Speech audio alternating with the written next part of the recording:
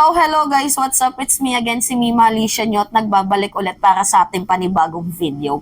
So, pag-usapan lang natin guys ng bahagya, itong para sa akin malaking pagkakamali, malaking maling desisyon na ginawa ni Representative Rodante Marcoleta. Kasi, yung binitawang statement niya na to, yan, papakita ko sa inyo. Nakikita nyo naman no guys.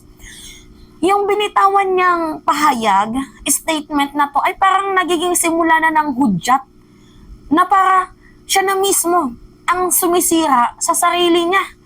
Kasi panimula na to guys na sinisiraan niya sinisira niya mismo ang pagkatao niya sa taong bayan. At ang malala pa dito, parang madadamay din guys ang Iglesia ng Cristo sa ginagawa ni Representative Rodante Marcoleta. I think you better shut up. Actually, matalino itong si Representative Rodante Marcoleta. Ako nga po ay nagtataka na bakit parang tila baga kumakampi siya kay Pastor Apollo Mosiki Buloy. Yun po yung hindi ko lubos maisip na bakit nagkakaganito na itong si Marcoleta. 'Di ba na may pagkampi na siya kay Kibuloy sa karapatan ni Kibuloy. So anyway, basahin muna natin to. Sabi niya, ganun ba yung pamamaraan sa Senado?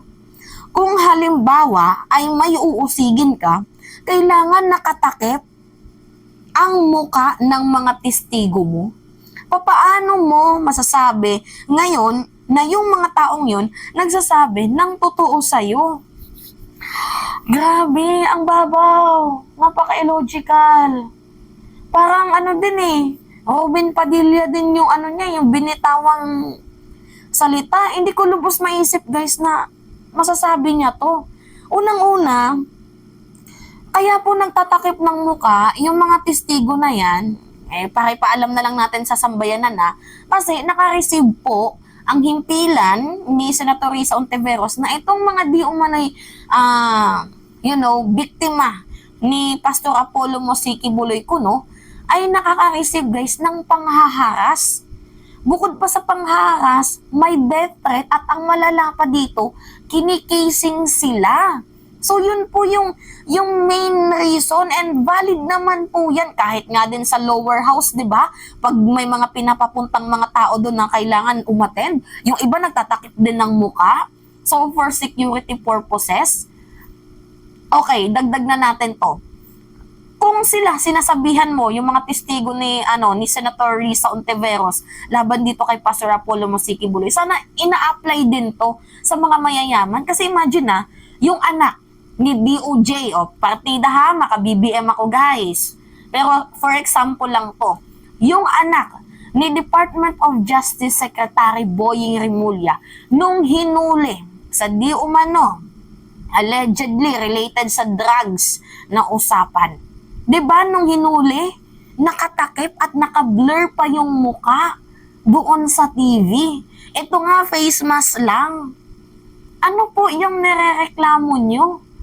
'Di ba? Sana nagsimula po yan sa matataas na tao. Yung mga mayayaman lang, yung may karapatan sa usaping security purposes? 'Di ba? Sana din yung mga nasa loto.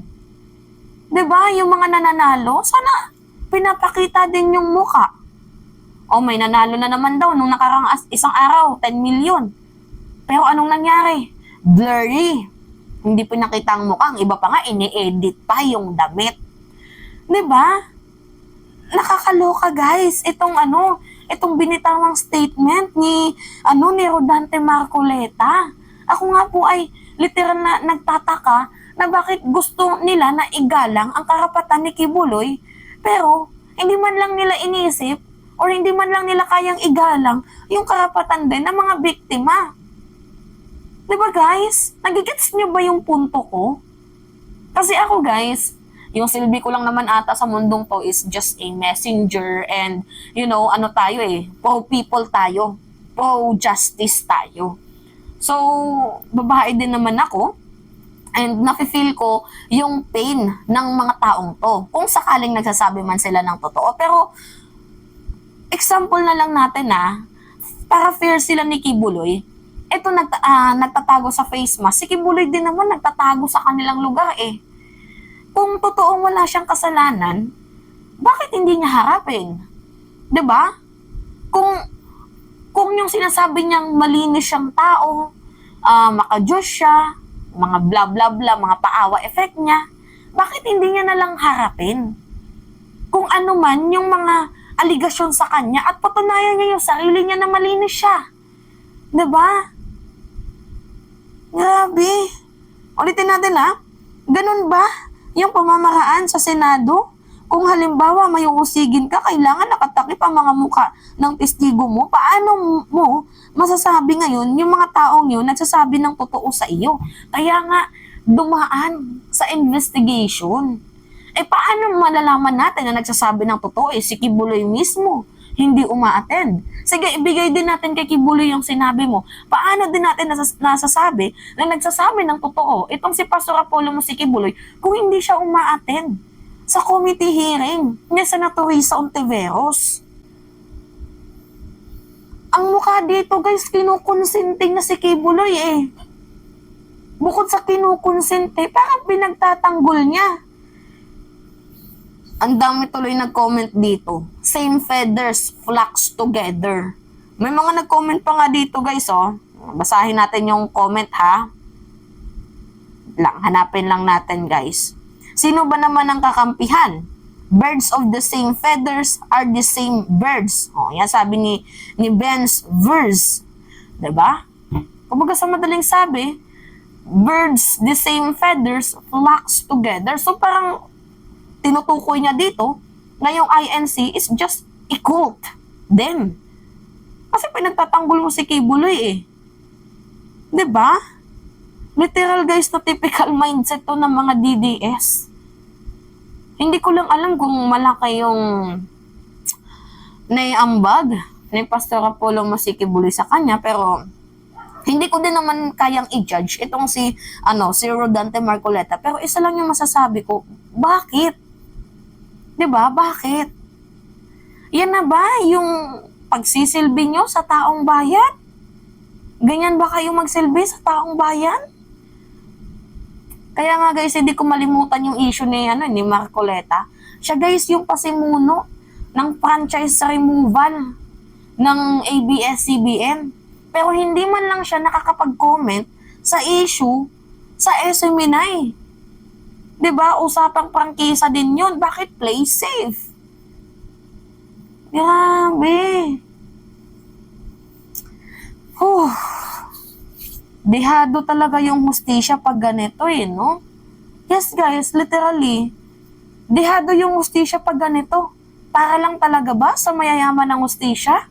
Buti nga meron tayong Senator Risa Ontiveros na kahit malaki di umano ang kinakalaban na tao, abay hindi po nagpapatindig.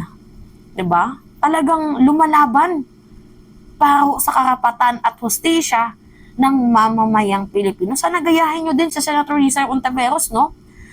Babae pero mas may bayag pa sa inyo. So anyway, yun lamang guys. That's me again, si Mima Alicia nyo, at nagbabalik ulit para sa ating panibagong video.